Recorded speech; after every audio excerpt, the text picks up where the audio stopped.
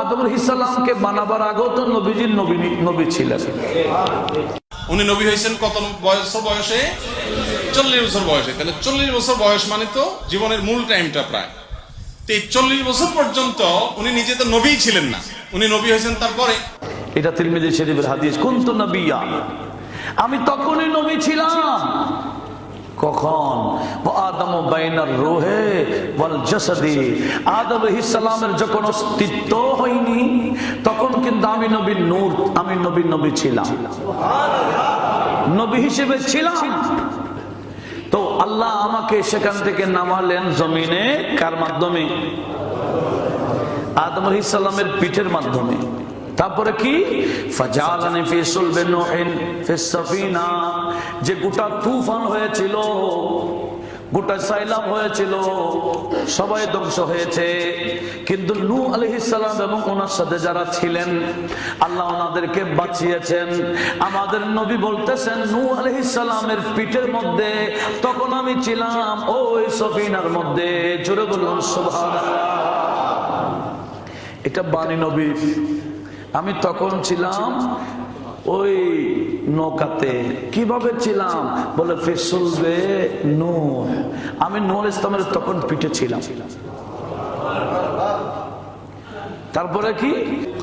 লাম্মা কুযিবা B ফিন্নার ফিসুলবে Ibrahim, আর ইব্রাহিম ইসলামকে যখন আগুনে নিক্ষেপ করা হয়েছিল, ইব্রাহিম আলাইহিস সালামের সাথে আমিও সে আগুনের মধ্যে ছিলাম।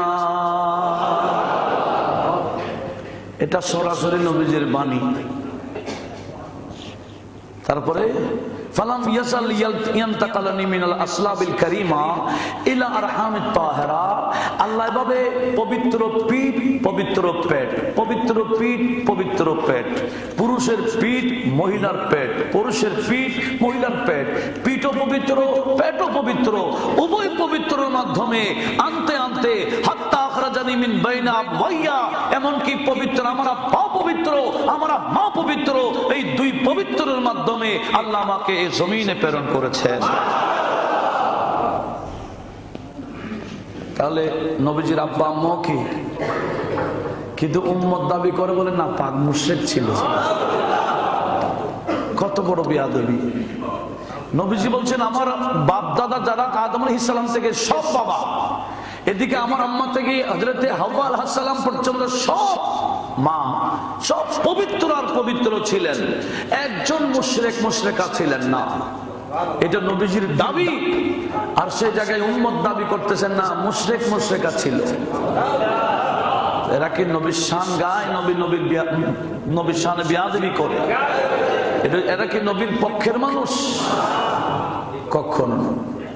এগুলা অবশ্যই বর্ণনা সবাই করে না, অনেকে তো গোপন করে রাখে, এগুলো বর্ণনা করে না।